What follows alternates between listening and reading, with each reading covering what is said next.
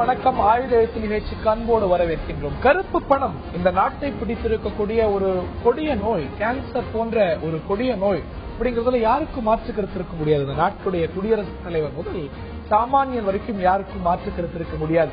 ஆனா அதை எப்படி அணுகுவது, அதை எப்படி கட்டுப்படுத்துவது என்பதுதான் தொடர்ந்து விவாத பொருளாகவே இருந்து வருகிறது.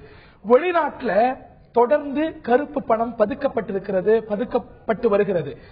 இதை சமாளிப்பதில் தான் அரசாங்கங்கள் தொடர்ந்து ஒரு சிக்கலான ஒரு விஷயமாக, சவாலான விஷயமாகவே அரசாங்கங்கள் இருந்து நம்ம எல்லாருக்கும் இருந்து வருகிறது.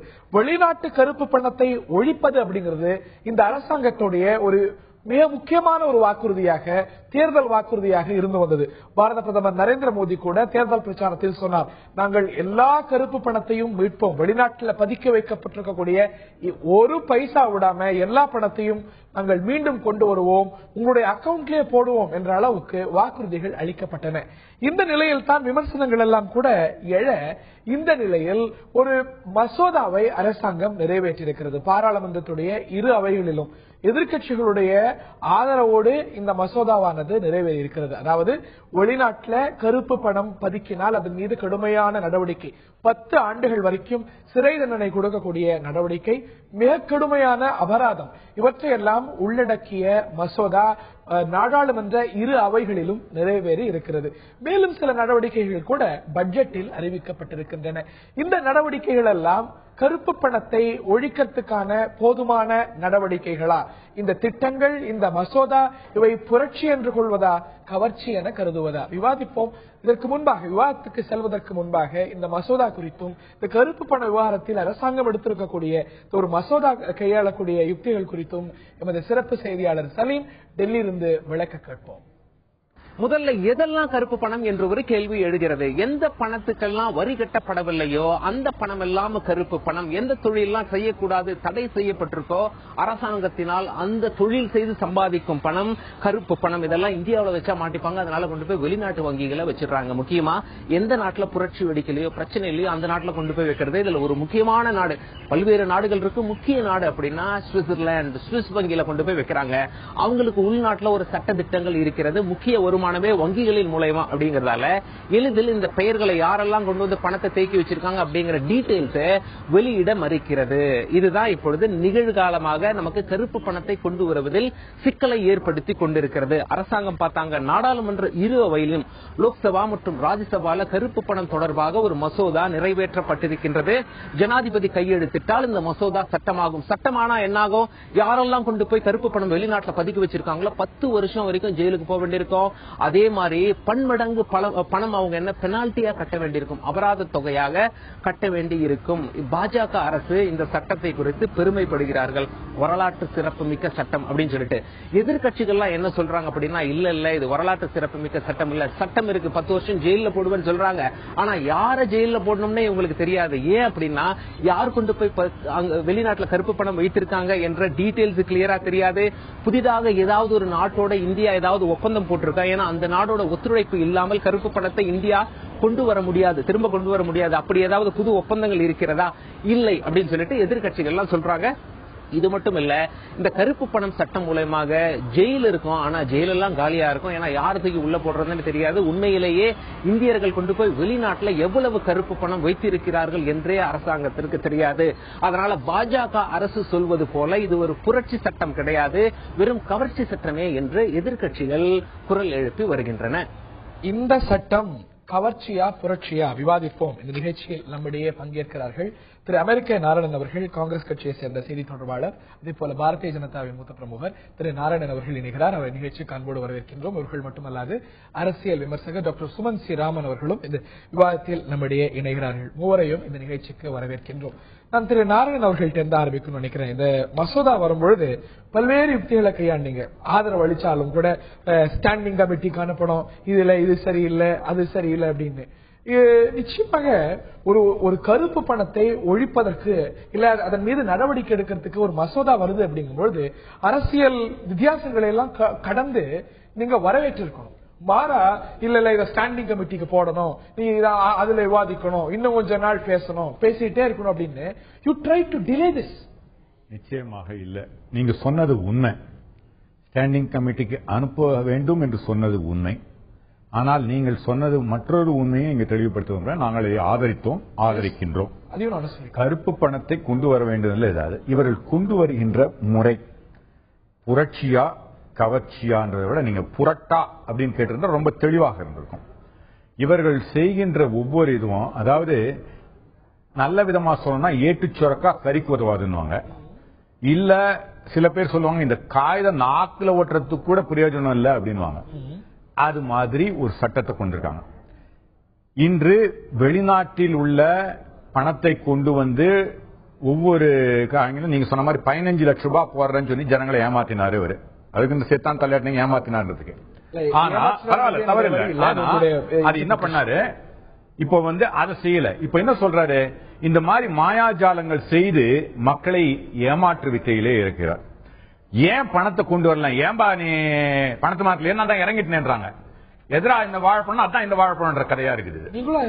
இல்ல நாங்க அதை சொல்லல. 2009 நாங்க அதை சொல்லல. நாங்க வந்து 100 நாட்கள்ல கருப்பு பணத்தை மீட்போம் குடியரசுத் தலைவர் பிரதிபா பாட்டீல் உரையில் இருந்தது. நாங்க இது சார்ந்த சட்டங்களை கொண்டு வருவோம். என்ன சட்டத்தை கொண்டு வந்தீங்க, என்ன கருப்பு பணத்தை மீட்டீங்க? அதாவது அவர்கள் சொல்வதற்கும் நாங்கள் இவர் வந்து எல்லாற்றையும் மாற்றி விடுவோம்னு எங்களை மக்களை ஏமாற்றி ஆட்சிக்கு வந்தார். நாங்கள் இருக்கையிலே நாங்கள் நிச்சயமாக இந்த சட்டங்களை, ஏன்னா உங்க எல்லாருக்கும் தெரியும், இந்த அமெரிக்காவில் நடந்த 9/11 அப்புறம் தான் இது வந்தது. இந்த எல்லா நாடுகளும் இந்த கருப்பு பணத்தில் ஒத்துழைப்பு வந்தது நீங்க ஏற்றுக்கொள்வீர்கள். என்னுடைய நண்பர் நாராயணன் அவர்களும் ஏற்றுக்கொள்வார் நினைக்கிறேன். அதற்கப்புறம் உலக அரங்கில ஒரு பெரிய மாற்றம் கொண்டு வந்து அமெரிக்காவில் அழுத்தம் கொண்டு வந்த பிறகு மற்ற நாடுகளிலே இந்த மாற்றம் ஏற்பட ஆரம்பித்ததுன்றது உண்மை. அதனால இந்த காலகட்டங்களில் நிச்சயமாக ஆனா இவர்கள் மாதிரி இது ஒரு தடா மாதிரி ஒரு சட்டம் ஒன்று இருக்காரு, வரவேற்கிறோம். ஆனா தமிழகத்தில் உள்ள இந்தியாவில் உள்ள சட்டங்கள், நீங்க சட்டத்தை நீங்க தடா மாதிரி இருக்கு அப்படின்னு சொல்லிட்டு வரவேற்றிருக்கீங்க, ஆதரிச்சிருக்கீங்க. தாமதிக்க நினைச்சீங்க, ஆனா ஆதரிச்சிருக்கீங்க. ஆதரிக்கிறோம். தவறான முறையிலே கொண்டு வரப்படுகின்ற சட்டம் மக்களுக்கு இதனால் எந்த உபயோகம் இல்லாம ஒரு பேப்பர் டைகரா இருக்கும், பேப்பர் லைனா இருக்கும். உங்களுக்கு எவ்வளவு வருஷம் இருந்தது? 2009 பிரதிபா பாட்டீலோட உரையில இருக்கு, நாங்க மீட்போம், வெள்ளரிக்கை வெளியிடுவோம், இது சார்ந்த இது கருப்பு பணத்தை ஒழிப்பதற்கு ரிலவென்ட் லாஸ் கொண்டு வருவோம். 9 சொன்னீங்க, 2009 ஆதரிச்சிருக்கிறோம். எவ்வளவு ஆதரிக்கிறோம்? 2009 இருந்து 14 வரைக்கும் இது போன்ற சட்டத்தை கொண்டு வரதுக்கு காங்கிரஸை தடுத்தது என்ன, யார், எதனால் தடைப்பட்டது? இன்றைக்கு விசில் ப்ளோயர் சட்டம்னு ஒரு சட்டம் நாங்க 2014 நிறைவேற்றி எல்லாம் நடந்தது. பிரசிடென்ட்டும் இது பண்ணியாச்சு. ஏன் கெசட் பண்ணாங்க? இது நீங்க நான் எதுக்கு சொல்கிறேன் என்றால், இன்றைக்கு நிறைவேறிவிட்டது. என்றைக்கு இயக்கத்திற்கு வருகிறது, பிறகு எத்தனை பேர் எத்தனை நாட்களுக்குள்ள உள்ளே வருவாங்க, எத்தனை பேர் இந்த டடா இதுல வராங்க நீங்க பாருங்க. அப்பொழுது உண்மை வெளியே வரும். இவர்கள் வாய்ச்சொல்லில் வீரர் எப்படி மக்களை 15 லட்சம் கொடுத்தேன் என்று ஏமாற்றினார்களோ அதே போல பாருங்க, நான் இதை கொண்டு வந்தேன். ஏன் இந்தியாவில் இருக்க வெளிநாட்டில் இருக்க கருப்பு பணம் 20%, இந்தியாவில் 70% இருக்குல்ல, அதை பத்தி ஏன் ஒரு பேச்சு பேசல? நாங்க பேசுறோம், நாங்க பேசுறோம். இதனால இந்தியாவில் கருப்பு பணம் இல்லன்னு சொல்றீங்களா? இருக்கு. அதை விட ஜாஸ்தி இல்லன்னு சொல்றீங்களா? அப்படியே அதை செய்யலை. எது முக்கியமா ஏனென்றால் இவர்களுக்கு வேண்டிய அம்பானிகள் எல்லாம், இவர்கள் அம்பானிகளை போன்ற தொழிலதிபர்கள் எல்லாம் கருப்பு பணத்தை வைத்திருப்பதாலே அதை எடுக்க தயங்குகிறார்கள் என்பதுதான் உண்மை. இதுல காட்டின அவசரம். முதல்ல 15 லட்சம் ரூபாய் கொண்டு வரல, அந்த 15 லட்சம் ரூபாய் கொண்டு வரல, ஏன் இதை கொண்டு வரல, ஏன் கொண்டு வரல நான் கேட்கிறேன். ஏன் இந்தியாவில் கருப்பு பண சட்டத்தை கொண்டு வரல? இந்த அவசரத்தை ஏன் இதுல காட்டல? மாதங்கள் முன்னாடி வரைக்கும், ஒரு வருஷத்துக்கு முன்னாடி வரைக்கும் ஆட்சியில் இருந்த காங்கிரசுக்கு கேட்க தார்மீக உரிமை இருக்கா?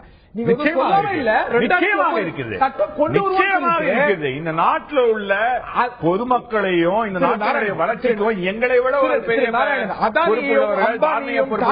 காப்பாற்றுவது உங்களோட லட்சியம் இல்ல? நிச்சயமா இல்ல. இல்ல இவர் தானே 6 கோடி வாங்கி அந்த பிளேன்ல போனார், நாங்கள போனோம். இந்த ஆர்டிஐல வந்தது உண்மையா இல்லையா? இப்ப ஆர்டிஐயே எடுக்கிறாங்க. இந்த ஆர்டிஐயே வேணாங்கிறாங்களே. ஆர்டிஐல இருக்கிறது கேள்விகளை தவிர்க்கிறீங்க. உள்நாட்டு கருப்பு பணத்தை ஒழிக்கிறதுக்கு நீங்க என்ன செஞ்சீங்க சொல்றேன். கேட்டீங்க, என்ன சொன்னீங்க? நல்ல கேள்வி கேட்டீங்க. இப்ப இல்லைங்க, பெரிய கருப்பு பணம் எதுல வருது தெரியுமா? இந்தியால பெரிய கருப்பு பணம் ரியல் எஸ்டேட்ல வருது. இப்ப 10 வருஷம் இல்ல, எங்களது தலைவர் ராஜீவ் காந்தி அவர்கள் நீங்க மார்க்கெட் வேல்யூ இல்லாம நீங்க குறைத்த இருந்தா அந்த எடுக்கக்கூடிய சட்டத்தை, அரசாங்கம் எடுக்கக்கூடிய சட்டத்தை கொண்டு வந்தது யாரு? அதுக்கப்புறம் தான் உள்நாட்டு கருப்பு பணம் குறைஞ்சிருச்சோ? இல்ல, குறையல. ஆனா நிச்சயமாக மார்க்கெட் வேல்யூ அதிகமாகலையோ? அந்த கேள்வி நான் கேட்கிறேன். அதே சிரிப்போட, உங்களை மாதிரி சிரிக்க தெரியல, அதே சிரிப்போட கேட்கிறேன். அதுக்கப்புறம் market value of the property அதிகமாச்சா இல்லையா? 84 அவர் சட்டம் கொண்டு வந்தோம். எத்தனை முறை எவ்வளவு இந்த மார்க்கெட் வேல்யூ இடைவெளி குறைந்திருக்கிறதா? 2009 ரிலவென்ட் ஒத்துக்குங்க. முதல்ல ராஜீவ் காந்தி கொண்டு வந்தான்னு ஒத்துக்குங்க. அதனால கருப்பு பணம் குறைந்ததுன்னு ஒத்துக்குங்க. ஆனா மாட்டேங்கிறீங்களே. நீங்களே தான் கன்சர்ன் பண்றீங்க. உள்நாட்டு கருப்பு பணம் இந்த அளவுக்கு பெருகி மோடி என்ன செஞ்சார் அப்படின்னு திரு நாராயணன் அவர்கள்ட்ட கேட்க விரும்புகிறேன். இந்த விமர்சனத்தை செய்வது வெறும் திரு அமெரிக்க நாராயணன் அல்ல, காங்கிரஸ் கட்சி மட்டுமல்ல. மோடியை பெரிதும் வரவேற்ற ராம்ஜெத் மலானி, சுப்பிரமணியன் சுவாமி ராம்ஜெத் மலானி என்ன சொல்றாரு? இதை எதிர்க்கக்கூடிய ஒரு நாடாளுமன்ற உறுப்பினர் அவர். இந்த சட்டத்தினால் பிரயோஜனம் இருக்காதுங்கிறார். அதை தாண்டி நரேந்திர மோடி அரசாங்கத்துடைய கருப்பு பண தடுப்பு நடவடிக்கைகள், இந்த சோக்கால் கருப்பு பண நடவடிக்கைகள் அப்படின்னு அவர் சொல்லி, இது மாயையை விட மோசமானது, இது மோசடி நடவடிக்கை அப்படிங்கிறார். சொல்பவர் ராம்ஜெத் மலானி. உங்களால் நான் சொல்லட்டும். ராம்ஜெத் மலானி அது மட்டும் சொல்லல, நான் மட்டும்தான் இந்தியாவிலேயே கருப்பு பணத்தை நான் மட்டுமே எதிர்க்கிறேன், வேற யாருமே இதுக்கு எதிராக ஒண்ணுமே செய்யலன்னு சொல்லிருக்கு. அவர் என்ன சொல்றாரு? நான் போய் இந்த அணுகின அளவுக்கு யாரும் அணுகலைங்க. இல்ல, அவர் தெளிவாக பிஜேபியோ காங்கிரஸோ அணுகலை. நான் சொன்ன வார்த்தையை தான் அவர் என்று சொல்லி இருக்கிறார். நான் மட்டும்தான் இந்தியாவிலே கருப்பு பணத்தை எதிர்க்கிறேன், வேறு யாருமே இதற்கு ஒன்றும் செய்யவில்லை. நான் செஞ்ச அளவுக்கு பிஜேபியோ காங்கிரஸோ செய்யல அவர் சொல்லிருக்கார். சொல்லிட்டு பிஜேபி காங்கிரஸும் இதுல ஒண்ணுன்னு இல்ல, இந்த மாதிரி நிறைய சொல்லலாம் உங்க கட்சியில. அதெல்லாம் அவசியம் இல்லாத விஷயம். அதாவது முதல்ல நான் சொல்றது உங்க கட்சிக்காரர் சொல்றீங்களா, அதுக்காக சொல்ல. இப்போ ஒரு விஷயம் ஹரி, ஒரு சமயத்துல எங்களுடைய கட்சிக்காரரா அவர் இருந்தார், இல்லன்றது இல்ல. அதான் இடையில கூட இந்திரா காந்தி இல்ல, நான் என்ன சொல்றேன், விமர்சனங்கள் யார் வேண்டுமானாலும் செய்யலாம். எங்க கட்சியில கூட அதுக்கு ஜனநாயகம் கூட நீங்க எடுத்துக்கலாம். ஆனால் இல்ல, நீங்க தனிப்பட்ட கருத்து, சொந்த கருத்து எல்லாமே அது வேற விஷயம். நான் சொல்வது, இப்பொழுது அமெரிக்க நாராயணன் அவர்கள் சொன்ன பல விஷயங்கள், இது தடா மாதிரி ஒரு சட்டம் அப்படின்னாரு. தடா மாதிரியான ஒரு சட்டம் இது உங்களுக்கு ஏற்பில்லை என்று சொல்லி இருந்தால் நீங்கள் ஏன் ஆதரித்தீர்கள்? ஆதரிக்க வேண்டிய அவசியம் இல்லை. நீங்க இந்த நாட்டிற்கு ஒரு மோசமான சட்டம் வருகிறது என்றால் ஏன் ஆதரிக்கிறீர்கள்? வேண்டாம் என்று சொல்லி இருக்க வேண்டும். பிரச்சனையா என்னன்னா, இவங்க எதிர்க்கும் போது எப்படி சொல்றாங்க, அங்க இருக்கக்கூடிய மாணவர்கள், வெளிநாட்டில் இருக்கக்கூடிய மாணவர்கள் இதனால் பாதிக்கப்படுவார்கள் ஒரு பெரிய அச்சத்தை வெளியிட்டு இருக்கிறாங்க. அதற்கு தான் அருண்ஜேட்லி சொல்லியிருக்கிறாரு, நீங்க மாணவர்கள் தோல் மேல் ஏறி உட்கார்ந்து கொண்டு சுட வேண்டிய அவசியம் இல்லை, தெளிவா சொல்லியிருக்கிறாங்க. இப்போ நான் இந்த காங்கிரஸ் பிஜேபி சர்ச்சைக்குள்ள நான் போக விரும்பவில்லை. ஏனென்று சொன்னால் எனக்கு ஒரு கடமை,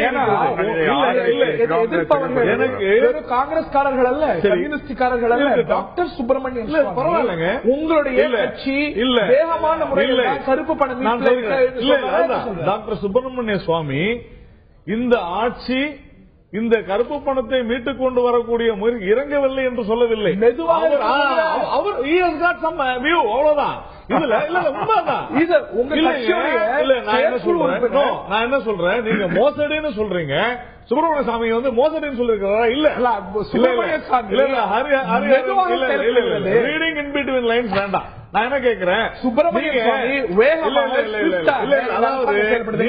நீங்க அப்ப சுப்பிரமணிய சாமி சொல்றது எல்லாமே சரின்னு எடுத்துக்கலாமா? உங்க கட்சி எப்படி கேட்கிறீங்க? அதாவது சரியா தப்பாங்க? எங்க கட்சியில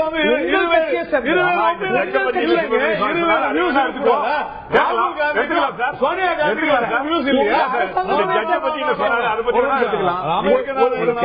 நீங்கள் பேசும்போது நான் குறுக்கே பேசவில்லை. திரு நாராயணன், ஒரு பாலிசியில இது வேற வியூ இருக்கலாம். ஆனா அரசாங்கத்துடைய செயல்பாடு, அரசாங்கத்துடைய வேகத்துல ஆளுங்கட்சி உறுப்பினர் சுவாமி அரசு இயந்திரத்துல இல்ல, தயவு செஞ்சு அதனால என்ன இருக்கு, அருண்ஜேட்லி சொல்றாரு. இப்போ இந்த பில்லு கொண்டு வந்திருக்கிறோம். நான் என்ன கேட்கிறேன், முதல்ல இருந்து பார்க்கணும். நீங்க சொன்னது போலவே 2009 இருந்து காங்கிரஸ் டாட்ஜ் பண்ணிக்கிட்டு இருக்கு. இந்த நாட்டு மக்களை ஒரு சிறப்பு புலனாய்வு குழு கூட அமைக்க முடியாத அளவிற்கு மிக மோசமாக நடந்தது காங்கிரஸ். ஆனால் எங்களுடைய அரசு வந்த மறுநாளே இதற்கு உண்டான சிறப்பு புலனாய்வு குழு அமைத்தோம். அது நீங்க செய்தது சலுகை அல்ல. ஒரு நிமிஷம். ஆமா சார், நீங்க 5 வருஷம் காங்கிரஸ் கடமையை செய்யாது இருக்கோம். 5 வருஷம் இல்ல, அது இல்ல, 24 மணி நேரத்தில் செஞ்சிருக்கிறோம் எங்க கடமையை. அதுதான் சொல்றேன், காங்கிரஸ் கடமையை செய்யவில்லை, நாங்கள் கடமையை செய்தோம். ஒன்று. இரண்டாவது, உச்ச நீதிமன்றம் சாதனையா நான் சொல்வது எங்கள் கடமையை நாங்கள் செய்தோம் என்றுதான் நாங்கள் சொல்கிறோம். நாங்கள் செய்ய வேண்டியதை, இந்த நாட்டு மக்களுக்கு செய்ய வேண்டியதை உச்சநீதிமன்ற வழிகாட்டுதலின்படி செய்தோம். ஆனால் 4 வருடங்கள் அதை செய்ய தவறியது காங்கிரஸ். இரண்டாவது 2011 இருந்து 2009 ப்ராப்ளம் அது கூட இல்ல. சிறப்பு புலனாய்வு குழுவை அமைக்க மாட்டோம் அப்படின்னு உச்ச நீதிமன்றம் சொன்ன பிறகு நீங்க இடைப்பட்டு விஷயம் நான் சொல்றேன். அதாவது இந்த ஆட்சி, இந்த பாரதிய ஜனதா கட்சியினுடைய அரசு இந்த மசோதாவை இல்ல, நான் தான் பேசிக்கிட்டு இருக்கேன். இந்த மசோதாவை கொண்டு வந்ததுல மிக தெளிவான ஒரு விஷயம் என்னவென்றால், கருப்பு பணத்தை மீட்கும் விவகாரத்தில் இந்த அரசு மிக உறுதியாக உள்ளது என்பதை தான் வெளிப்படுத்தி. டாக்டர் சுமன் ஸ்ரீராமன், இது பற்றி உங்களுடைய முதற்கட்ட பார்வை. இந்த ஒரு பில் பார்த்திருப்பீங்க, முக்கிய அம்சங்கள் பார்த்திருப்பீங்க. ஒரு வெளிநாட்டு கருப்பு பணத்தை கட்டுப்படுத்துவதில், அந்த விவகாரத்தில் கையாள்வதில் ஒரு தெளிவும் ஒரு கிளாரிட்டியும் அதுக்கான ஒரு தீர்வாக இந்த ஒரு சட்டம் அமைகிறது அப்படின்னு நினைக்கிறீங்களா? இல்ல ஹரி, ஒரு 3 minutes லெட் மீ எக்ஸ்பிளைன். மக்களுக்கு புரியுற மாதிரி முதல்ல சொல்லிடலாம். இது கருப்பு பணத்தை ஒரு பிளாக் மணி பிரிவென்ஷன் பில் மாதிரி கிடையாது. இது மோர் பிளாக் மணி டாக்ஸேஷன். அதாவது அந்த கருப்பு பணம் உங்களுக்கு இருக்கு என்று எங்களுக்கு தெரிஞ்சது அப்படின்னாக்க உங்களை டாக்ஸ் பண்ணுவோம், உங்களை பனிஷ் பண்ணுவோம், உங்களுக்கு இம்ப்ரிசன்மெண்ட், சிறைவாசத்தை அதிகப்படுத்தி இருக்கிறாங்க. இதெல்லாம் வரவேற்கத்தக்க விஷயங்கள். ஆனால் ஃபண்டமெண்டலா டாக்டர் சுப்பிரமணியம் சுவாமி சொல்ற கருத்துக்கள் 100க்கு 100 உண்மை. என்னன்னா, கருப்பு பணம் உருவாகுவது, அதாவது ப்ரொடக்ஷன் ஆஃப் பிளாக் மணியை இந்த பில் டேக்கிள் பண்ணுதா? இல்லை. மிகவும் முக்கியம். இது இந்த பில் இந்தியாவுக்கு வெளியே இருக்கிறத பத்தி மட்டும்தான் சம்பந்தப்பட்ட பில். டொமஸ்டிக் பில் வரப்போகுது, அது வரும்போது அதை பத்தி பேசலாம். 2வது விஷயம், இந்த பிளாக் மணி கண்டுபிடிக்கிறதுக்கு ஏதாவது புதிய நடவடிக்கைகள் எடுக்கப்பட போறாங்களா? இந்த பில் இருக்கா? அதுவும் இல்ல. சோ இது என்னன்னா, நீங்க பிளாக் மணி இருக்குன்னு எங்களுக்கு தெரிய வந்தால் உங்களுக்கு கொடுக்கப்படும் தண்டனையும் டாக்ஸ் பெனல்ட்டியும் அதிகரிக்கப்படும் அப்படிங்கறதா. உண்மையாக இது நிச்சயமாக ஒரு வெளிநாட்டில இருந்து வரக்கூடிய கருப்பு பணத்தை மீட்பதற்கான விஷயங்கள் இதுல இல்ல அப்படிங்கறத நான் புரிஞ்சுக்கிறேன். ஆனாலும் கூட இந்த நடவடிக்கைகள், நீங்க சொல்லக்கூடிய இந்த ஒரு பெனால்டி நடவடிக்கைகள், அதை ஒரு டெட்டரண்டாக, ஒரு தடுப்பானாக ஏன் இருக்காது? இல்ல, மிக முக்கியமா ஒண்ணு பார்க்கணும். ஃபர்ஸ்ட் டிடெக்ட் பண்ணணும் எங்க இந்த அதுக்கு என்ன வழினா, 2017 இன்ஃபர்மேஷன் எக்ஸ்சேஞ்ச், அந்த இன்டர்நேஷனல் ட்ரீட்டி மூலமாக இன்ஃபர்மேஷன் எக்ஸ்சேஞ்ச் வருது. இந்திய அரசு, அது யூபிஏ அரசாக இருக்கட்டும், என்டிஏ அரசாக இருக்கட்டும், உண்மையாகவே டாக்டர் சுவாமி கூறுவது போல் பிளாக் மணி கருப்பு பணத்தை மீட்டு எடுத்துட்டு வரணும், இல்லை கருப்பு பணத்தின் ப்ரொடக்ஷனை கட்டுப்படுத்தணும் நினைச்சா 8-10 மெஷர்ஸ் நீட்டா அவுட்லைன் பண்ணி சுப்ரீம் கோர்ட்டுக்கே அபிடவிட்ல போட்டிருக்காங்க. இதெல்லாம் செய்யலாம். முதல்ல ஒரு விஷயம் ஞாபகம் வச்சுக்கோங்க. ஒரு option for the government under section 166ல அவங்க ஒரு ப்ரொசீட்ஸ் ஆஃப் கிரைம்னு கேட்டு கொடுத்தால், ஒரு லெட்டர் கொடுத்தாங்கன்னா அரசு, சுவிஸ் கவர்மெண்டா இருக்கட்டும், எந்த நாட்டினுடைய அரசாக இருக்கட்டும், அவர்கள் இன்டர்நேஷனல் ரூல்ஸ் பிரகாரம் அந்த டீடைல்ஸை கொடுத்து ஆக வேண்டியது அந்த அரசினுடைய கடமை. ஆனால் நம்ம அரசு அதை பத்தி கேட்கறதே கிடையாது. ஈவன் இந்த பிரான்ஸ், ஜெர்மனி அரசு கூட அவங்க என்ன பண்ணாங்க, அவங்க அந்த பைலாட்டரல் ட்ரீட்டி, ஏன்னா பிரான்ஸ் ஜெர்மனில இப்ப ரீசெண்டா வாங்கின கருப்பு பண அக்கவுண்ட் ஹோல்டர் டீடைல்ஸ் எல்லாம் அவங்க யாரையோ இன்னொரு அபிஷியல், ஒரு பேங்கினுடைய அபிஷியல் ஒரு திருட்டுத்தனமா வாங்கினாங்க அந்த அரசுகள். அவங்க வாங்குறத நாங்க ட்ரீட்டி மூலமா நாங்க கொடுக்குறோம். அவங்களுக்கு சொந்தமாக கிடையாது யார் வேணா எடுத்துக்கலாம். அப்ப என்ன பண்ணாங்க? அப்ப இந்திய அரசு என்ன பண்ணிருக்கணும்? சரி எங்களுக்கு கொடுங்க கேட்டிருக்கணும்.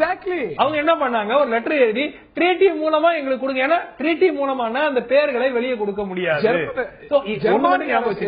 இது வந்து ஆக்சஸ் பண்ணலாம். எங்கள்கிட்ட லிஸ்ட் இருக்கிறது. எந்த அரசாங்கமும் எங்கள்கிட்ட கேட்டு வாங்கி எங்ககிட்ட லிஸ்ட் இருக்கு. யாராவது வந்து எடுத்துக்கங்கன்னு கேட்டு வருது. ட்ரீட்டி படி, ஏன்னா ட்ரீட்டி படி கொடுத்தா பேரை வெளியே கொடுக்க வேண்டாம்னு ஒரு ரூல் இருக்கு. அதற்காக தான் இது வந்து யூபிஏ கிடையாது, என்டிஏ கிடையாது. ஹரி, ஒண்ணு மட்டும் ஞாபகம் வச்சுங்க. 2 மிகப்பெரிய கட்சிகளுக்கும் சரி, மாநில அளவில் இருக்கிற பெரிய கட்சிகளுக்கும் சரி, இந்த கருப்பு பணம் லிஸ்ட் வெளியே வந்துச்சுன்னா அவர்களுக்கு பணம் கொடுக்கும் ஃபண்டிங் ஏஜென்சிஸ் தான் முதல்ல மாட்ட போறாங்க. எந்த ஒரு அரசியல் கட்சியும் அதை செய்ய முடியாது. மோடி அரசுக்கு நிர்பந்தம் என்ன? தேர்தல் நேரத்தில் அவங்க வாக்குறுதிகளை அள்ளி வழங்கிட்டாங்க. 15 லட்சம் கொண்டு வந்து ஒவ்வொருத்தருக்கும் கொடுத்துருவோம், 6 மாசத்துல இது பண்ணுவோம், அதை பண்ணுவோம் பேச்சு. அதனால ஏதோ நாங்கள் செய்திருக்கிறோம், ஏதோ ஒண்ணு காட்டணும். என்ன ஈஸியா பண்ணலாம்? 7 வருஷத்தை 5 வருஷம்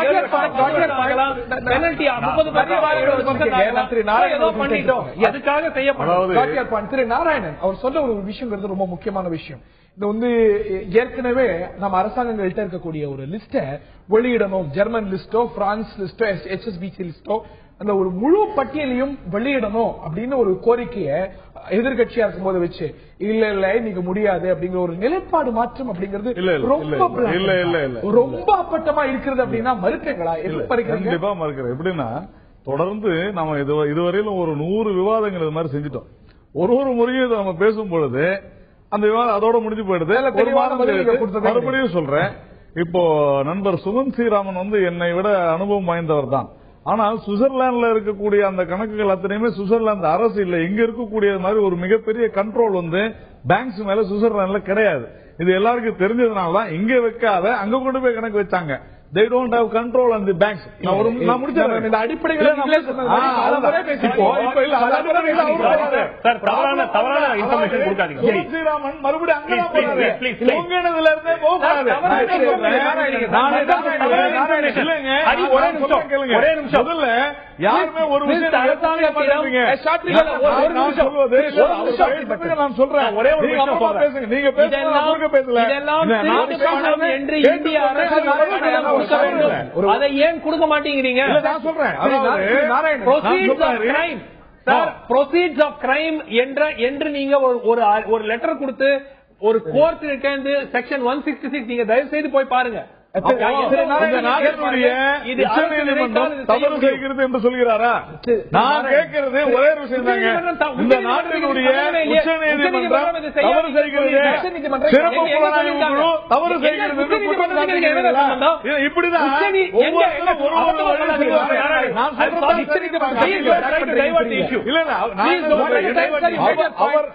பேசியதற்கு நான் பதில் சொல்கிறேன்.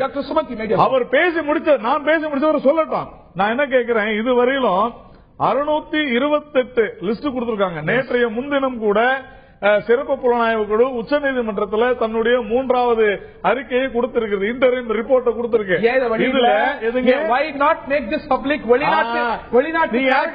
சுப்ரீம் கோர்ட்டை கேளுங்க. நீங்க சுப்ரீம் கோர்ட் கண்ட்ரோல்ல தான் இருக்கு. இது இல்ல இல்ல இது தவறான விஷயம். நான் என்ன கேட்கிறேன், மறுக்க முடியுமா?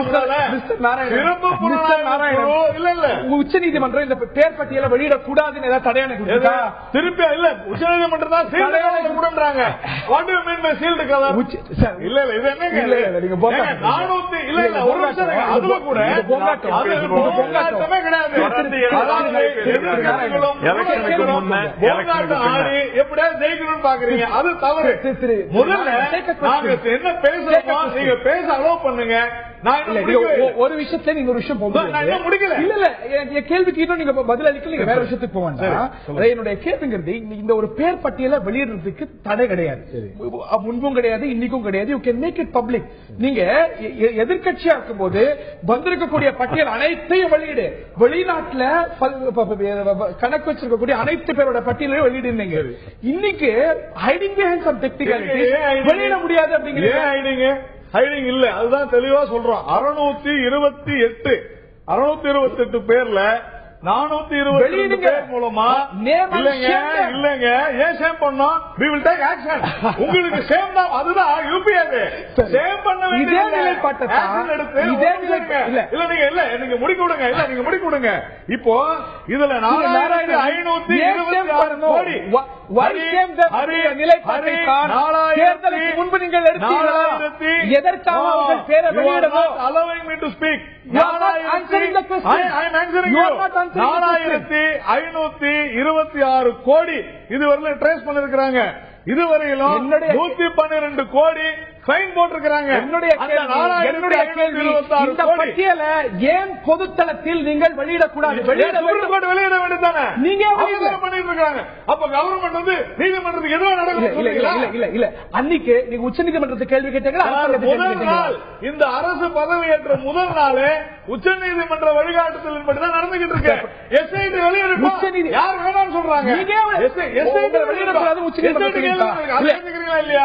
உச்ச நீதிமன்ற கையில தான் இருக்குதுன்றது ஏத்துக்கிறீங்களா இல்லையா? உச்ச நீதிமன்றம் உங்கள்கிட்டயும் இருக்கு. ஒரு ஸ்டேஜ்ல உச்ச நீதிமன்றம் நீங்க இதுல தலையிடாதீங்க, இன்வெஸ்டிகேஷன் நீங்க தலையிடாதீங்க சொன்னதா இல்லையா? உச்ச நீதிமன்றம் இப்படி சொன்னதுன்னு கேக்குறீங்க.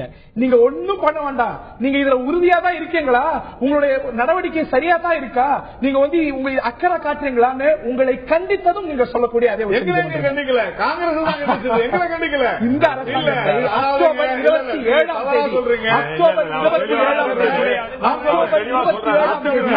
சுப்ரீம் கோர்ட் ஆஃப் இந்தியா 17ஆம் தேதி அதே சுப்ரீம் கோர்ட் இந்த அரசு மிக சரியாக செயல்பட்டு கூட சொல்லுச்சு. ஆகஸ்டுக்கு அப்புறம் தான் வருது. ஒரு கோர்ட்ல ஒரு மாதிரி சொல்லுவாங்க, இன்னொரு கோர்ட்ல ஒரு மாதிரி சொல்லுவாங்க. இந்த போயிட்டு தான் இருக்கும். ஒரே இந்த அரசாங்கம் கருப்பு பண விவகாரத்துல சிறப்பா செயல்படுகிறதா இல்லையா, வேகமா செயல்படுகிறதா இல்லையான்றத நாம சிறப்பா செயல்படல அப்படின்னு சொன்னது வேற யாரும் இல்ல, காங்கிரஸ் அல்ல, கம்யூனிஸ்ட் பார்ட்டி அல்ல, உச்ச நீதிமன்றம், Supreme Court of India. SIT நியமிச்சது யாரு? உச்ச நீதிமன்றம் தானே.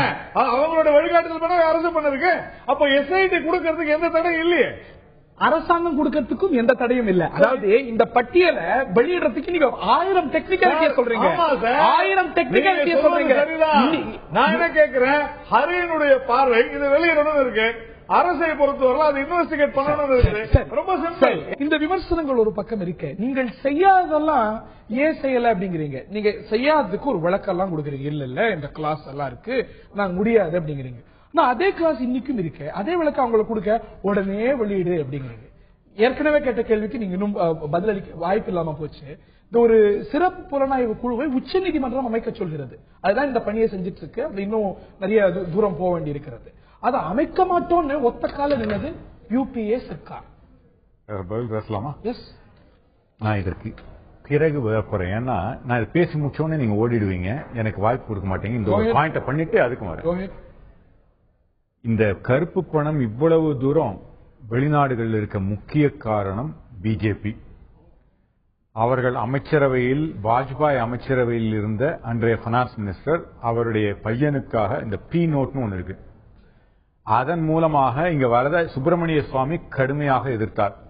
இதை மாற்றுவதற்கு எந்த விதமான சட்டமும் தேவையில்லை. ஏன்னா ஒரு திருத்தம் போறோம் பைனான்ஸ் மினிஸ்டரிலிருந்து, வெளிநாடுகளிலிருந்து கருப்பு பணம் இப்படித்தான் வருகிறது என்று வெறி தெளிவாக திரும்ப திரும்ப இவர் நாராயணன் அவர்கள் கூட பல விவாதங்கள்ல பேசியிருக்காரு. ஏன் இப்ப வாயை பொத்திக்கிட்டு இருக்காங்கன்னு எனக்கு புரியல. அவங்க பொத்திக்கிட்டு எல்லாம் இல்ல, வாயை பொத்தல, அவர் பேச முடியும், நான் பேசினா அது ஒண்ணு. அதனால சுப்பிரமணிய சுவாமி அவர்கள், அதாவது இந்த கருப்பு பணம் அதிகபட்சமாக வெளிநாடுகளில் புழங்குவதற்கும் போவதற்கு வருவதற்கு வழிவகுத்தவர்கள் பிஜேபி. ஜியோல மாத்திருக்கலாம்ல, நிச்சயமாக மாத்திருக்கலாம். நீங்க மாத்தல. நிச்சயம். நான் கேட்ட கேள்வி நாங்க தான் மாத்தல. நீங்க ஒன்னு தெளிவா புரியுங்க. நீங்க கேட்ட கேள்விக்கு இப்ப வரேன். பல காரணங்கள் அன்றும் சொன்னோம், இன்றும் சொல்கிறோம். எங்களுக்கு பொறுத்தவரை இந்த காரணங்களால் செய்யணும். இது அவர்களுக்கோ, அவர்கள் நல்லா மோடி மாதிரி திறமையாக பேசி மக்களை மனத்தை மயக்கலை ஏமாற்றி ஆட்சிக்கு வந்தார்கள். மக்களை என்ன ஏமாத்தி இருக்கட்டும், மக்களை ஏமாத்தி பொய் சொல்லி வந்தீங்களே, வந்த உடனே 15 லட்சம் தரீங்க, அது தரல. இந்த பி நோட்டை இவர் சுப்பிரமணிய சுவாமி தெளிவாக அன்றும் பேசினார், இன்றும் பேசுகிறார். இது வந்து வெறுமை நீங்க மாத்தணும். Very simple thing. He has not done it. We had a reason. We don't have to answer that right now. Why? Let him. Why? No, I will tell you. Because we had a specific reason why we didn't do it. Let them say. Let them say.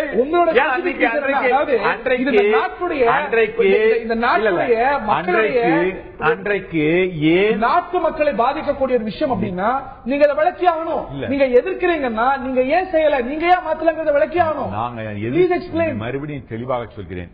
இது சுப்பிரமணிய சுவாமி அவர்களுடைய கேள்வி. இந்த கேள்வியை கேட்டு மக்களை ஏமாற்றி ஆட்சிக்கு வந்தவர்கள் ஏன் அதை மாற்றவில்லை என்பதுதான் நீங்க பட்டியலை வெளியிடாம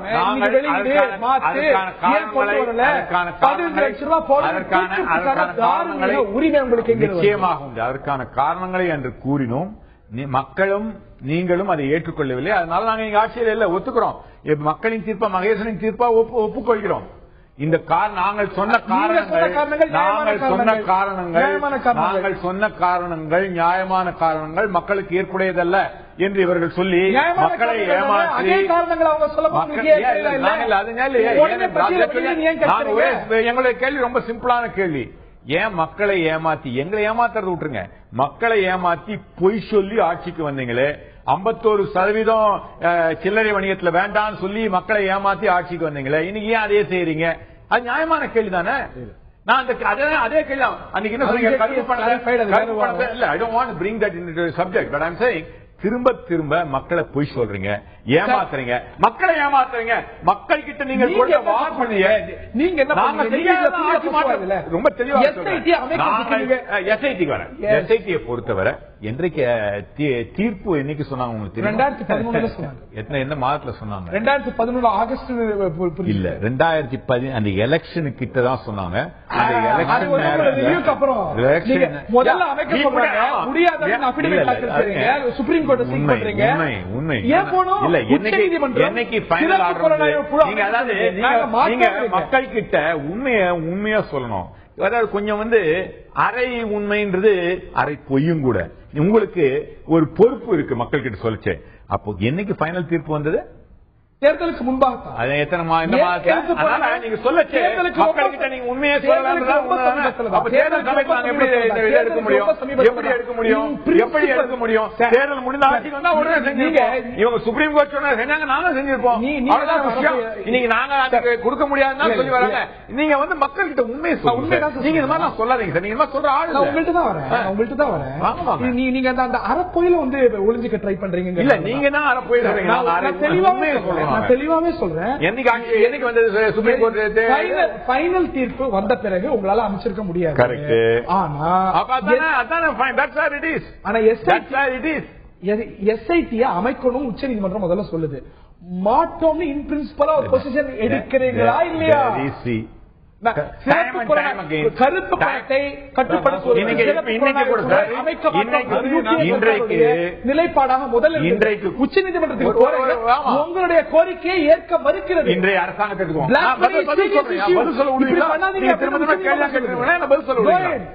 இன்றைக்கு கூட ஒரு சுப்ரீம் கோர்ட் தீர்ப்பு வந்தது. அதாவது பிரதமர் அவர்களை தவிர வேற யாரையும் போடக்கூடாது, ஸ்டேட் சீஃப் மினிஸ்டர் கூட போடக்கூடாதுன்னு அதை எதிர்த்து இந்த அரசுவாது. So the appealing process is natural. Appealing process is natural. இந்த நாட்டில் வந்து வளம் சூறையாடப்பட்டு வெளிநாட்டுல பணம் சூறையாடப்பட்டு அவங்க ஆளுங்களாங்க, அவங்களுடைய நிதி அமைச்சருடைய மகனுக்காக ஒண்ணுதானே. நாங்க அதை செய்யலையே, அப்ப ஏன் அவங்க கிட்ட கேள்வி கேட்க மாட்டேங்கிறீங்க? இது வரைக்கும் அந்த கேள்வி கேட்டீங்களா நீங்க? இது வரைக்கும் அந்த கேள்வி ஏறக்குறைய 50 நிமிடங்கள் இதை பத்தி பேசிக் கொண்டிருக்கிறோம். ஒரு முறை கூட பி நோட்டை பத்தி நீங்க கேட்கல. ஏன் அவர் சொன்னதை செய்யலான்னு கேட்கல. ஏன்னா எங்களை டாக்டர் சுமந்த் அவர்கள்ட்ட சில கேள்வி டாக்டர் சுமந்த் நீங்க தான் எல்லாத்துக்கும் பதில் சொல்லணும். நிச்சயமா சொல்லணும், நேரம் இருக்கிறது. Doctor Sumanth you have some points to make. Doctor Sumanth First, நான் ஒன்னு சொல்லிடுறேன். 45 minutes இந்த டிபேட்ல I have been called only once for 3 minutes. Two people have been consistently arguing. ஆடியோவும் கட் பண்ணி விட்டுட்டீங்க. இது என்ன மாதிரி டிபேட்? டாக்டர் சுமன், நீங்க பல விவாதங்கள்ல தொடர்ந்து கலந்துட்டு இருக்கீங்க. உங்களுக்கும் விவாதங்கள் எப்படி நடக்குது? ஆடியோ இல்ல, see audio there may be some no principal parties க்கு predominant time நீங்க கொடுக்கிறது கரெக்ட் ஆகி, பட் 50 நிமிஷத்துல 48 நிமிஷம் கொடுத்தாங்க. இன்வைட் ஆகுது. அதனால தான் உங்கள்ட்ட நான் வரேன். அதனால தான் உங்களோட கருத்தை கேட்க வரேன். ரெண்டு பேருமே ஆட்சியில audio please as a request, please do not cut the audio. A debate is meant, நான் இன்டர்ஜெக்ட் பண்றது அவங்க பேசலாம், அவங்க இன்டர்ஜெக்ட் பண்றது they can interrupt. அதுதான் டிபேட்.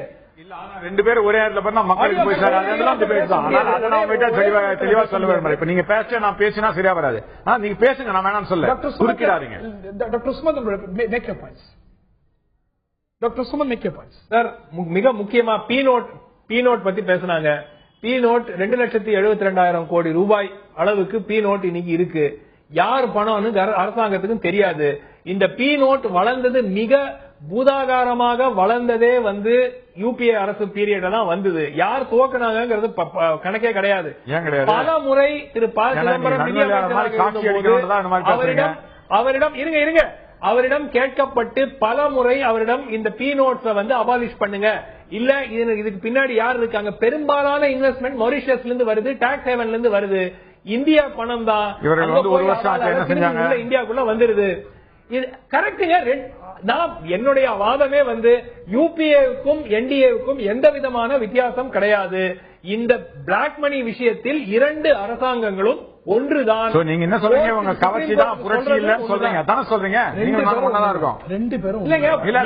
இப்ப இவருடைய மோடியோட இந்த சட்டத்தை பத்தி பேசி எங்களை பத்தி பேசல, எங்களை பத்தி மக்கள் சொல்லிட்டாங்க. மோடியோட கவர்ச்சி திட்டமான கவர்ச்சி திட்டம் சொல்றாங்க. ரெண்டு பேருமே ஒண்ணுதான். இல்ல அப்பதான் நடுநிலையாளரை காட்டிக்க முடியாது சொல்றாரு.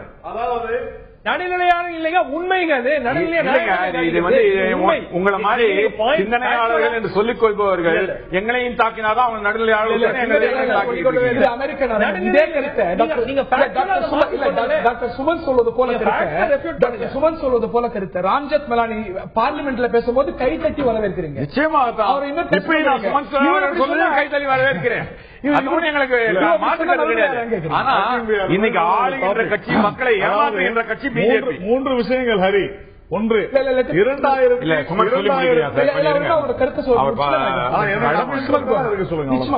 டாக்டர் சுமன் கோ ஹெட். இல்ல நான் ரெண்டு விஷயம் தாங்க. ஒண்ணு வந்து அணுகுமுறையில் பெரிய வித்தியாசம் கிடையாது. ரெண்டாவது, இந்த பிளாக் மணி பில்ல சில வரவேற்கத்தக்க விஷயங்கள் இருக்கு என்று ஒப்புக்கொள்ள வேண்டும். ஏன்னா அந்த இம்ப்ரிசன்மெண்ட் ஜாஸ்தி பண்ணிருக்காங்க, டாக்ஸ் பெனல்டி போட்டிருக்காங்க. அப்புறம் அது அம்னஸ்டி, அது வந்து அம்னஸ்டின்னு சொல்லக்கூடாது. ஏன்னா அம்னஸ்டி இங்க ஏற்கனவே கொடுக்க மாட்டோம்னு ஒரு உத்தரவாதம் கொடுத்துட்டு இப்ப அம்னஸ்டிங்கிற பேர்ல இல்ல, அதுக்கு வந்து ஒரு வேற ஏதோ ஒரு பேர் கொடுத்து அது கொண்டு வந்திருக்காங்க. அது செல்லுமாங்கிறது பொறுத்திருந்து பார்க்கணும். 3 விஷயங்கள். ஆனால் மிக முக்கியமாக பிளாக் மணியினுடைய ப்ரொடக்ஷனை, அதாவது உற்பத்தி தயாராகிறதுக்கு தடுக்கிறதுக்கு அந்த பில்ல ஒண்ணும் கிடையாது. இதை கண்டுபிடிக்கிறதுக்கும் அந்த பில்ல ஒண்ணும் கிடையாது. ஒரு நல்ல டாக்ஸேஷன் பில், நல்ல பெனல்டி. இல்ல அது யூபிஐவும் செய்யவில்லை, என்டிஏவும் செய்யவில்லை. நிர்பந்தம் அந்த மாதிரி நீங்க சொல்லல. இவங்க போய் சொன்னாங்கல்ல, இவங்க போய் சொன்னாங்கல்ல, இவங்க போய் சொன்னாங்கல்ல, எப்படி சொல்லுவாங்க? அது ஒரு வருஷம் ஆச்சு வந்திருக்கு. இவங்க போய் சொன்னாங்க, நீங்க அவர் சொல்றாரு. Doctor Suman placing it on fair. நடுநிலையாளர் சொல்றாரு, இவங்க போய் சொன்னாங்க சொல்றாரு. பலமுறை நடுநிலையாளர் சொல்றாரு, இவங்க போய் சொன்னாங்க சொல்றாரு.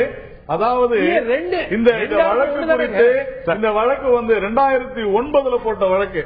இதற்கு பிறகு நீங்க சொன்னீங்களே ஆகஸ்ட்னு, அது வந்து ஜனவரி 2011 உச்ச நீதிமன்றம் வந்து July 2011 they ordered for a சிறப்பு புலனாய்வு குழு.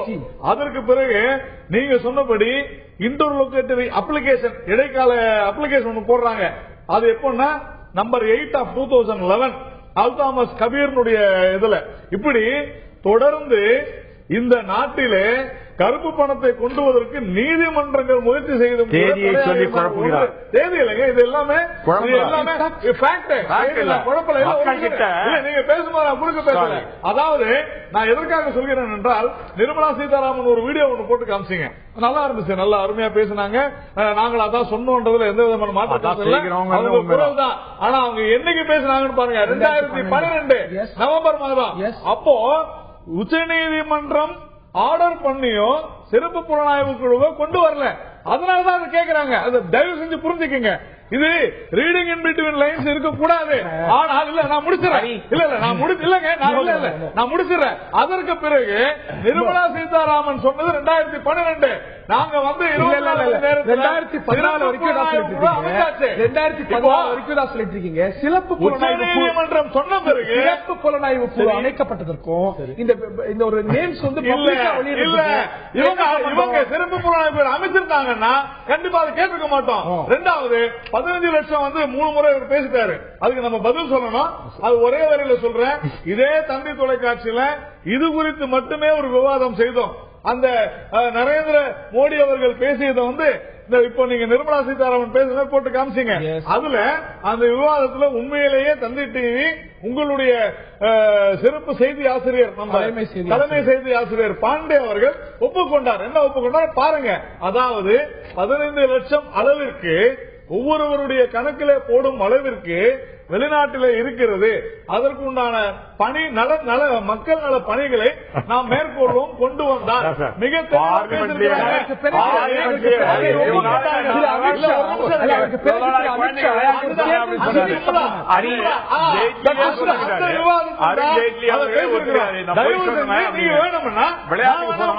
லிங்க் அனுப்புறேன். பிறகு தேர்தல் ஜிமிக்ஸ் அப்படின்னு சொன்னது அமித்ஷா. அதுதான் டாக்டர் சுமந்த் இல்ல ஒரே ஒரு நிமிஷம். அதாவது இந்த கருப்பு பணத்திலேயே 2 வகையான கருப்பு பணம் இருக்கிறது. ஒன்று வந்து லெஜிட்டிமேட், அதாவது பணம் வந்து is not a proceed of crime. Legitimate accounts, யார் சில வியாபாரிகள் அந்த போன்றவங்க அங்க பணம் வைக்கிறவங்க, ஆனா டாக்ஸ் இருந்து ஒழிக்கிறவங்க. அப்படின்னு சொல்லுவாங்க. மிக முக்கியமாக நம்முடைய சொத்துக்கள்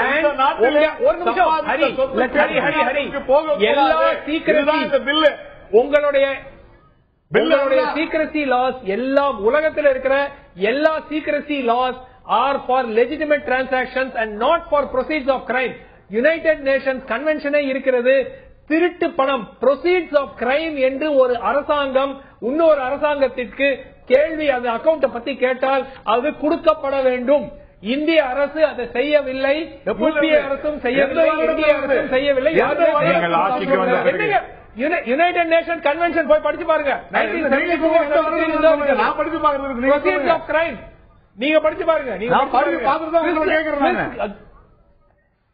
United Nations convention on combating crime நீங்க தயவு செய்து போய் பாருங்க. சீக்ரெசி அக்ரிமெண்ட் பொருந்துமா பொருந்தாதான் நீங்க மட்டும் எந்த வருடத்துல அதை சொல்லுங்க. நான்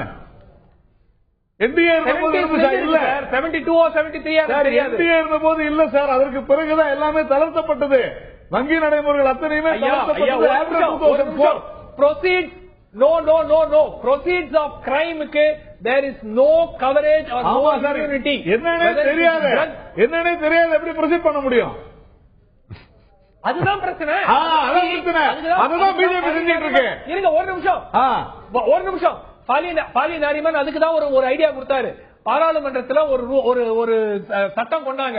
அங்க இருக்கிற எல்லா அமௌண்ட்டும் இந்தியாவுக்கு தேசத்துக்கு சொந்தம் என்று சொல்லுங்க. எல்லாத்தையும் திருப்பி வாங்குங்க. எதெல்லாம் லெஜிட்டிமேட் என்று அவர்களால் நிரூபிக்கப்பட முடியுதோ அதை திருப்பி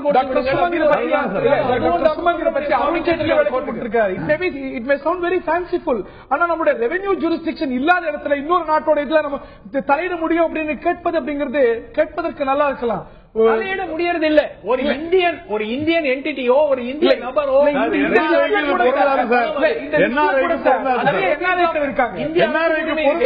இருக்காங்க. எப்படி அவங்களுக்கு நம்மளோட ஜூரிஸ்டிக்ஷன்ல நிறைய பிராக்டிகாலிட்டிஸ் இருக்குல்ல? இல்லை இன்னைக்கு வந்திருக்கக்கூடிய resident Indians and resident Indian companies இங்க இந்தியாவில் இருக்கும் சொல்லுது. இந்த மசோதா அதை தான் சொல்கிறது. இன்ஃபர்மேஷன் கொடுத்துதானே ஆகணும்.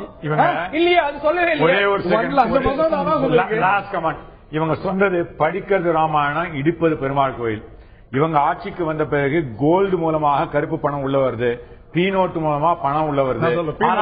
இந்த இதை மட்டும் அழகா ஒரு பேப்பர், வெத்து பேப்பர், எழுதின பேப்பரா இருக்குது. ஏறக்குறைய வெத்து பேப்பர் மாதிரி ஒரு சட்டத்தை கொண்டு வந்துட்டு நாங்க செஞ்சிட்டோம் எப்பயும் தம்பட்டா அடிப்பதில் இது புரட்சி அல்ல, கவர்ச்சின்னு சொல்வதற்கு வெட்கப்படுகிறேன். திரு நாராயணன், இந்த வெத்து பேப்பர்ல தான் அவ்வளவு குழப்பமான நிலைப்பாட்டு எடுத்திருக்கீங்க. முதல்ல எதிர்ப்போம், இதுல அது சரியில்லை, இது சரியில்லை, அப்புறம் பத்தி நிறைய பேசினாரு. பார்ட்டிசிபேட்டரி நோட்ல டிஸ்கஸ் பண்ணோம்னா நான் நிறைய பேசணும். இப்ப பார்ட்டிசிபேட்டரி நோட்ஸ் வந்து definitely we have formalized. Right. அது வந்து மக்களுக்கு தெரியும். தெளிவா மொரிஷியஸ் ரூட்ல எங்க இருந்து வந்தாலும் தெரியணும்னு சொல்லிருக்குது. இந்த சட்டத்தை பொறுத்த வரைக்கும் வரவேற்க தகுந்த அம்சங்கள் இருக்கின்றன. அதாவது உள்நாட்டு கருப்பு பணமும் நிச்சயமாக ஒரு உறுதியாக கையாளப்பட வேண்டிய ஒரு விஷயம். அதற்கு ஒரு மசோதா வருகிறது அப்படிங்கிற உத்தரவாதமும் வந்திருக்கிறது. மேலும் சில நடவடிக்கைகளும் கூட இந்த பட்ஜெட்ல அறிவிக்கப்பட்டிருக்கின்றன. 1 லட்சத்துக்கு மேல டிரான்சாக்சனுக்கு பேன் கார்டு அவசியம் என்பது போல. ஆனால் அரசாங்கம் தேர்தலுக்கு முன்பாக கொடுத்திருக்கக்கூடிய உத்தரவாதங்கள் நிறைவேறியதா அப்படிங்கிற ஒரு கேள்வித்தான் பிரதானமாக எழுந்திருக்கிறது. 150 நாட்களுக்குள் இந்த கருப்பு பணத்தை மீட்டு கொண்டு வருவோம் அப்படின்னு சொன்னது இன்றைய உள்துறை அமைச்சர். இந்த கேள்விகள் எல்லாம் எழுந்திருக்கின்றன. நிச்சயமாக இதுல நடைமுறை சிக்கல்கள் இல்லாமல் இல்லை, சட்ட சிக்கல்கள் இல்லாமல் இல்லை. இந்த நிலையில் இந்த நிகழ்ச்சியை நிறைவு செய்தாக வேண்டும். இந்த நிகழ்ச்சியை பங்கு பெற்ற திரு அமெரிக்க நாராயணன் டாக்டர் சுமன் மற்றும் பார்த்த நேயர்களுக்கு நன்றி.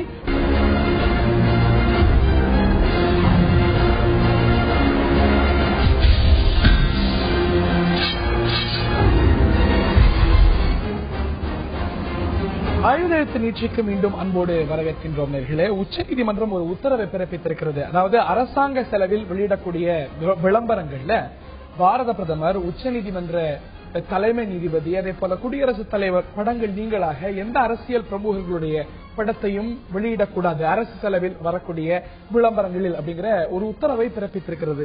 இது பல கேள்விகளையும் விவாதத்தையும் எழுப்பியிருக்கிறது. திமுகவுடைய தலைவர் திரு கருணாநிதி ஒரு அறிக்கை விடுத்திருக்கிறார்.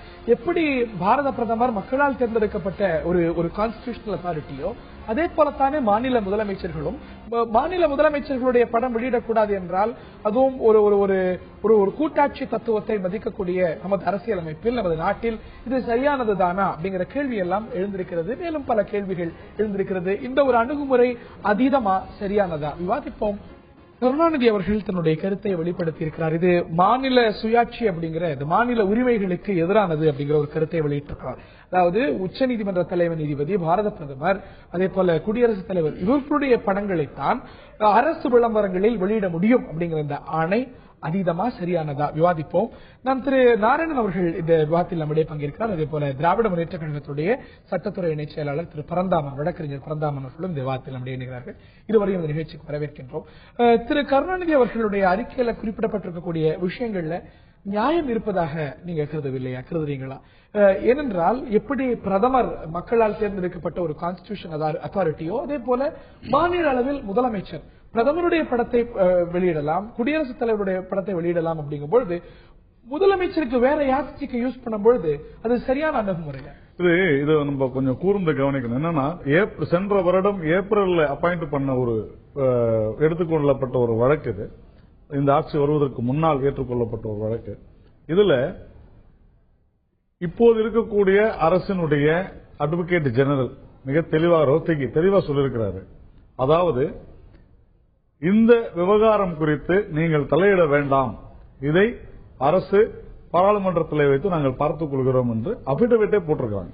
அதே போல இந்த பேனல் கூட முதலமைச்சர், ஆளுநர், பிரதமர், ஜனாதிபதி ரெக்கமெண்ட் பண்ணிருக்காங்க. அவங்க பரிந்துரை பண்ணது, பேனலே பரிந்துரை பண்ணிருக்கு. ஆனால் உச்சநீதிமன்றம் அதை புறந்தள்ளி இந்த 3 பேர், அதாவது பிரதமர், ஜனாதிபதி மற்றும் உச்சநீதிமன்ற தலைமை நீதிபதி அவங்க ஒரு ஆர்டர் கொடுத்திருக்காங்க.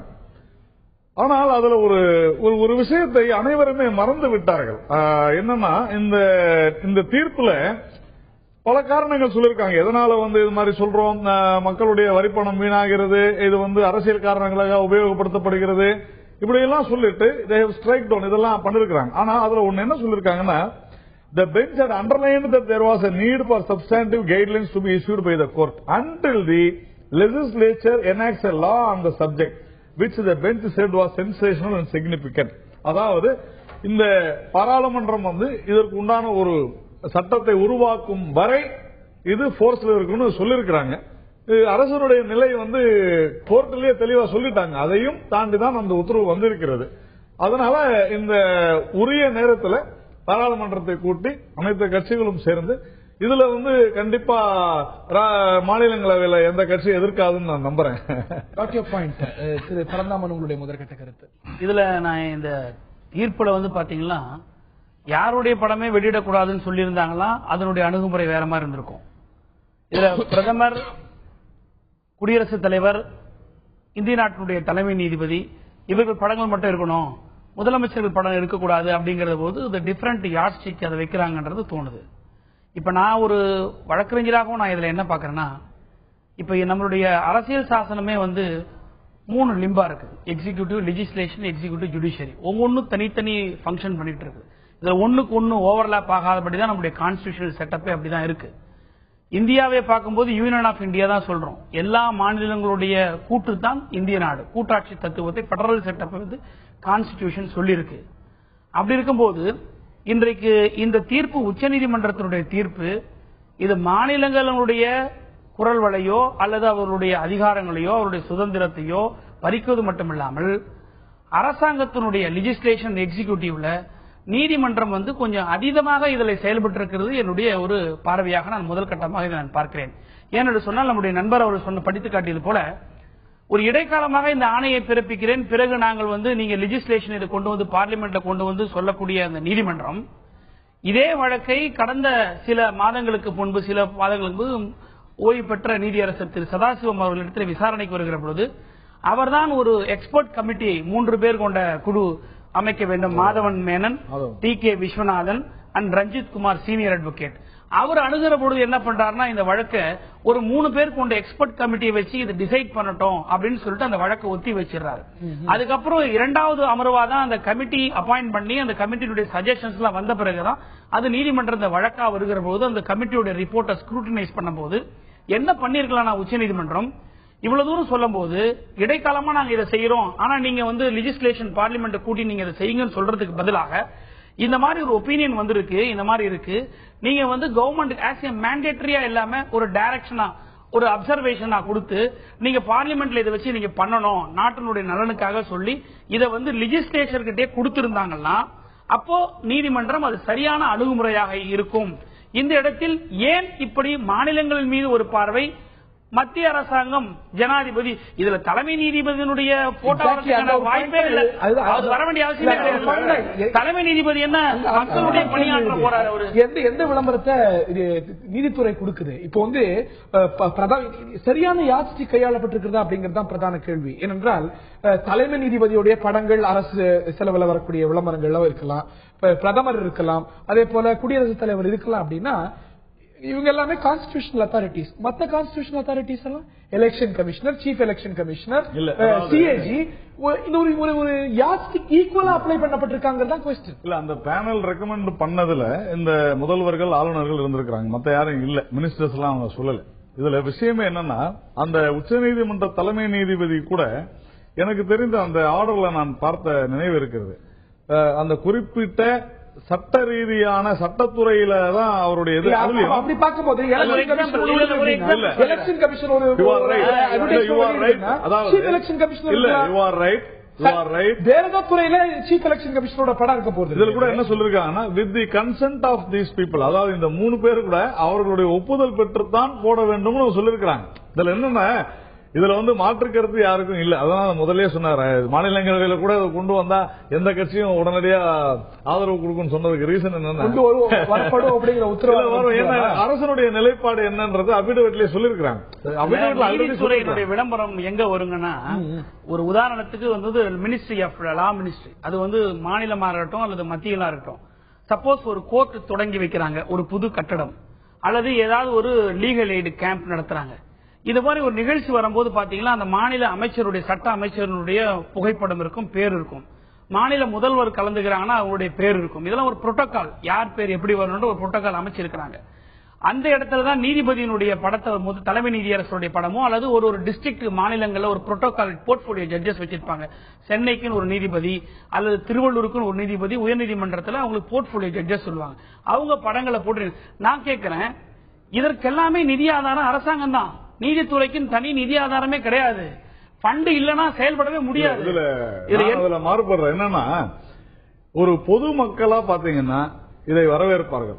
நான் திரு நாராயணன் அவர்கள்ட்ட கேட்கிறோம் என்று இது ஒரு லெவல் பிளேயிங் ஃபீல்ட் இல்லாத ஒரு சூழ்நிலையை உருவாக்குறதா தெரியலையா? இன்னைக்கு பாரத பிரதமர் நரேந்திர மோடி இன்னைக்கு இப்ப என்ன ஆகும், சில மாநிலங்கள் பாரதிய ஜனதா ஆட்சியில் இருக்கிறது. அந்த மாநிலங்களுக்கு ஒரு வசதியான ஒரு சூழ்நிலை, அந்த மாநிலத்துடைய நலத்திட்டங்கள் எல்லாம் போட்டு டேக்கிங் அ பொலிட்டிக்கல் மைலேஜ். ராஜஸ்தான்ல பிரதமர் மோடியுடைய படத்தை வெளியிடலாம், மத்திய பிரதேசல வெளியிடலாம். ஆனா மற்ற மாநிலங்கள்ல அந்த ஒரு நிலை இல்லாத போது ஒரு லெவல் பிளேயிங் ஃபீல்ட் இல்லாத ஒரு சூழ்நிலை உருவாக்குது. இல்ல, அதாவது இதற்கும் பிஜேபிக்கும் முடிச்சு போடுறதுன்றது சரியில்லை. ஒன்று. ரெண்டாவது பிஜேபி இல்ல, நீங்க இருக்கலாம். இப்போ இதுல கர்நாடகால கூட ஸ்வச் பாரத் விளம்பரங்கள்ல பிரதமர் படம் இல்லாதே செஞ்சிருக்காங்க. இந்த மாதிரி பல விஷயங்கள் வருது.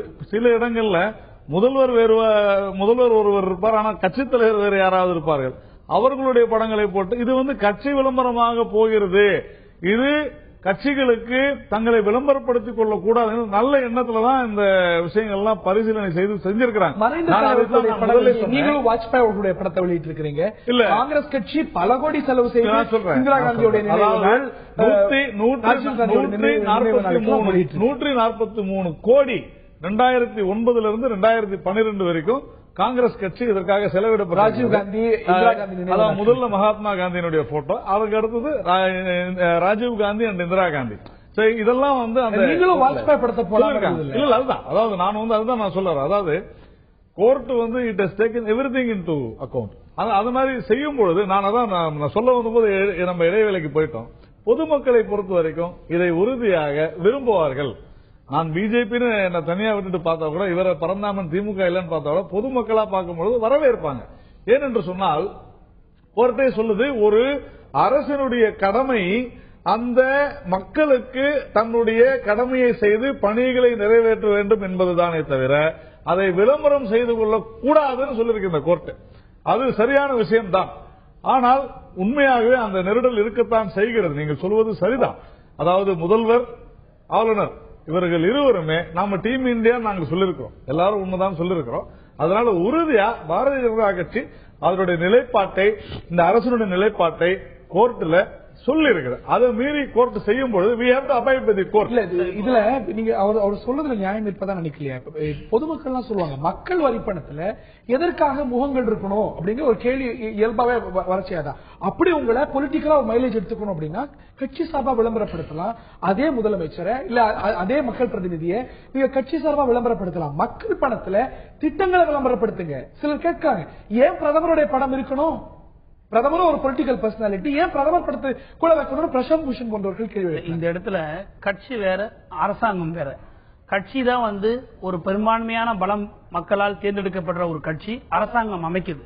அரசாங்கம் அமைச்ச பிறகு அவங்க கட்சி ரீதியில இருக்க மாட்டாங்க. அவங்க கவர்மெண்ட் எல்லாருக்கும், அவங்க மக்களுக்கு அவங்க அரசாங்கம் தான். குறிப்பிட்ட ஒரு அரசியல் கட்சியா இருக்கும்போது அவங்க ஒரு குறிப்பிட்ட மக்களுக்காக மட்டுமே அல்லது ஒரு தொண்டர்களுக்காக மட்டும் இருக்கக்கூடிய தலைவர்கள். ஒன்ஸ் எலெக்டட் கவர்மெண்ட் வரும்போது அந்த பொலிட்டிக்கல் பார்ட்டி, அந்த லீடர் எல்லாருக்கும் தலைவராகிறார். இப்ப இந்த இடத்துல இந்த ஜட்மெண்ட் ஃபுல்லா டீடைலா பாத்தீங்கன்னா ஒரே வழியில சொல்லணும்னா ஆபரேஷன் சக்சஸ் பட் பேஷண்ட் டைடுங்கிற மாதிரி இந்த தீர்ப்புல எல்லாமே டிஸ்கஸ் பண்ணிருக்காங்க. அதாவது என்னன்னா, விளம்பரங்கள் ஏன் வேண்டும், அதனுடைய முக்கியத்துவம் சொல்லியிருக்காங்க. ஒரு அரசாங்கத்தினுடைய சுகாதார திட்டங்கள், அரசாங்கத்தினுடைய பல்வேறு திட்டங்கள், இவற்றையெல்லாம் மக்களுக்கு சென்று அடைய வேண்டும் என்பதற்காக விளம்பரங்கள் தேவைதான், அதையும் சொல்லியிருக்கிறாங்க. அப்படி விளம்பரங்கள் தேவை இருக்கிற பட்சத்தில் ஏதோ ஒரு சில அரசியல் கட்சிகளோ அல்லது யாரை அவர்கள் குறிப்பிட்டு இந்த வழக்கில் எதை உதாரணமாக எடுத்துக்கொண்டார்கள் என்பது தெரியவில்லை. இந்த வழக்கு ஒரு பொதுநல அமைப்பின் மூலமாக தொடரப்பட்டிருக்கிறது. எந்த ஒரு வழக்குக்கும் ஒரு பேசிக் ஒரு இன்ஸ்டன்ட் ஒரு கேஸ் இருக்க வேண்டும். ஏதாவது ஒரு மெட்டீரியலை, ஒரு குறிப்பிட்ட விளம்பரத்தை கொடுத்து இங்கே பாருங்கள், இதுல அனாவசியமாக இந்த படம் வந்திருக்கிறது என்று சொல்லியிருக்கலாம். அது எதுவுமே இதுல அனெக்சர்ல கொடுக்கப்பட்டிருக்கிறதா என்பது தெரியவில்லை. ஆனால் நான் சுருக்கமாக சொல்ல வேண்டும் என்று சொன்னால், இந்த இடத்தில் ஒட்டுமொத்தமாக இவர்கள் நீங்க யார் படமே போடக்கூடாது, டெக்ஸ்ட் மட்டும்தான் இருக்க வேண்டும் அப்படின்னு சொல்லியிருந்தாங்கன்னா அதனுடைய பார்வை வேற மாதிரி இருந்திருக்க வேண்டும். ஆனா இவர் ஒரு இன்னாருடைய படங்கள் தான் இருக்க வேண்டும். இப்ப சார், ஒரு படிக்காதவங்களும் சரி அல்லது வேகமா பத்திரிகைகளை புரட்டுகிறவர்களும் சரி, ஒரு முதலமைச்சருடைய படமோ அல்லது அந்த மாநிலத்தினுடைய அமைச்சருடைய படமோ இருக்கும்போது என்னன்னு பாப்பாங்க. ஒன்று. இரண்டாவது இப்போ எங்களுடைய தலைவர் கலைஞர் அவர்கள் திரும்ப தெளிவாக தன்னுடைய அறிக்கையிலே சொல்லியிருக்கிறார், பிரதமரை காட்டிலும் ஒரு மாநிலத்தில் அந்த மாநில அரசாங்கம், அந்த முதலமைச்சர், அந்த அமைச்சர், அந்த சட்டமன்ற உறுப்பினர், அந்த நாடாளுமன்ற உறுப்பினர் மக்களுக்கு உடனடியாக சில கருத்துக்களை கொண்டு செல்லக்கூடிய ஒரு நபர்களாக இருக்கிறார்கள். அப்படி இருக்கிற போது ஒரு மாநில முதல்வரை தவிர்த்து இது போன்ற ஒரு திட்டங்களில், ஒரு விளம்பரங்களில் புகைப்படங்கள் இல்லாமல் போடுவது என்பது இது ஒரு அணுகுமுறையே ஒரு தவறான அணுகுமுறை என்று ஒரு சின்ன கருத்து சார். இதுல ஒரு வரலாற்று முக்கியமான செய்தி, இப்ப மாநில முதல்வர்களுக்கு உரிமைகள் அப்படிங்கிற போது பார்க்க போனா, திராவிட முன்னேற்ற கழகத்தின் சார்பாக தலைவர் கலைஞர் அவர்கள் முதலமைச்சராக பொறுப்பேற்ற பிறகுதான் முதலில், இதுக்கு முன்னாடி ஸ்டேட் சீஃப் மினிஸ்டர்ஸ் நேஷனல் பிளாக ஏற்றக்கூடிய உரிமை இல்லாம இருந்தது.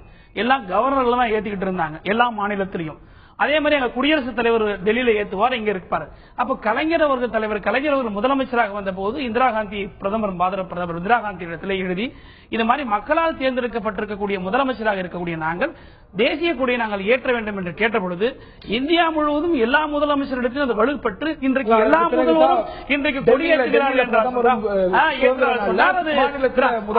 மாநில சுயாட்சிகளும் கூட்டாட்சி தத்துவத்தில் திமுக கழகம் இன்றைக்கும் வலுவாக இருக்கிறது. சுருக்கமா ஒரே விஷயம் தான், நாம இந்த ஆட்சியானது டீம் இந்தியா என்று சொல்லப்படுகின்ற அனைத்து மாநிலங்களும் ஒருங்கிணைத்து சிறப்பாக செயல்பட்டுக் கொண்டிருக்கிறது. நித்தி ஆயோக்ல எல்லா திட்டங்களையுமே இந்த மாநில முதல்வர்களை ஆலோசித்துத்தான் எல்லாமே செய்கிறது. கோர்ட் சொன்னது போல நம்ம அந்த சட்டத்தை கொண்டு வரும் பொழுது அனைத்து எல்லா கட்சிகளும் இணைந்து உள்ளடக்கி போது ஏன் முதலமைச்சர் சேர்த்து டீம் இந்தியா கொண்டு போயிருங்களேன், ஏன் முதலமைச்சர் அதுதான் சொல்லிட்டு ஆகையினால அரசாங்கம் இது சார்ந்த ஒரு லெஜிஸ்லேஷன் உருவாக்கத்துக்கான வாய்ப்பையும் இந்த நீதிமன்ற தீர்ப்பு கொடுத்திருக்கிறது. அப்படி வரும்பொழுது முதலமைச்சர்கள், மாநில ஆளுநர்களையும் உள்ளடக்கிய ஒரு மாற்றத்தை இந்த அரசு கொண்டு வரும் அப்படின்னு திரு நாராயணன், பாரதிய ஜனதாவின் திரு நாராயணன் அவர்கள் சொல்கிறார். நிச்சயமா சில கேள்விகளை இது எழுப்பவே செய்திருக்கிறது. இதற்கு வரவேற்பும் இல்லாமல் இல்லை.